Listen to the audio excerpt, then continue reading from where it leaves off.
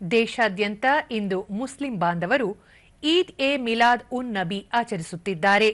ಧಾರ್ಮಿಕ ವಿದ್ವಾಂಸರು ಹಾಗೂ ಉಲೇಮಾಗಳು ಪ್ರವಾದಿ ಮೊಹಮ್ಮದ್ ಅವರ ಜೀವನ ಮತ್ತು ಬೋಧನೆಗಳನ್ನು ಪ್ರಚುರಪಡಿಸುವ ಕಾರ್ಯಕ್ರಮದಲ್ಲಿ ಪಾಲ್ಗೊಳ್ಳಲಿದ್ದಾರೆ.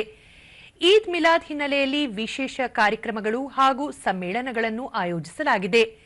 ಪ್ರಮುಖ ನಗರ ಮತ್ತು ಪಟ್ಟಣಗಳಲ್ಲಿ ಮಿಲಾದ್ ಮೆರವಣಿಗೆ ಸಹ ಜರುಗಲಿದ್ದು, ಶ್ರದ್ಧಾ ಭಕ್ತಿಯಿಂದ ಈದ್ ಆಚರಿಸಲಾಗುತ್ತಿದೆ. ಈದ್ ಮಿಲಾದ್ ಹಿನ್ನೆಲೆಯಲ್ಲಿ ರಾಷ್ಟ್ರಪತಿ ದ್ರೌಪದಿ ಮುರ್ಮು ಅವರು ಮುಸ್ಲಿಂ ಬಾಂಧವರಿಗೆ ಶುಭಾಶಯ ಕೋರಿದ್ದಾರೆ.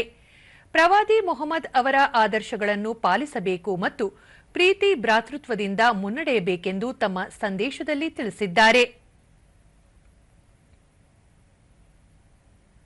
ಪ್ರಧಾನಿ ನರೇಂದ್ರ ಮೋದಿ ತಮ್ಮ ಸಂದೇಶದಲ್ಲಿ ಮಿಲಾದ್ ಉನ್ ನಬಿ ಶುಭಾಶಯಗಳನ್ನು ಕೋರಿ, ಈ ಪವಿತ್ರ ದಿನವು ನಮ್ಮ ಸಮಾಜದಲ್ಲಿ ಶಾಂತಿ ಮತ್ತು ಯೋಗಕ್ಷೇಮಗಳನ್ನು ತರಲಿ, ಕರುಣೆ, ಸೇವೆ ಮತ್ತು ನ್ಯಾಯದ ಮೌಲ್ಯಗಳು ನಿರಂತರವಾಗಿ ನಮಗೆ ಮಾರ್ಗದರ್ಶನ ನೀಡಲಿ ಎಂದು ಹಾರೈಸಿದ್ದಾರೆ.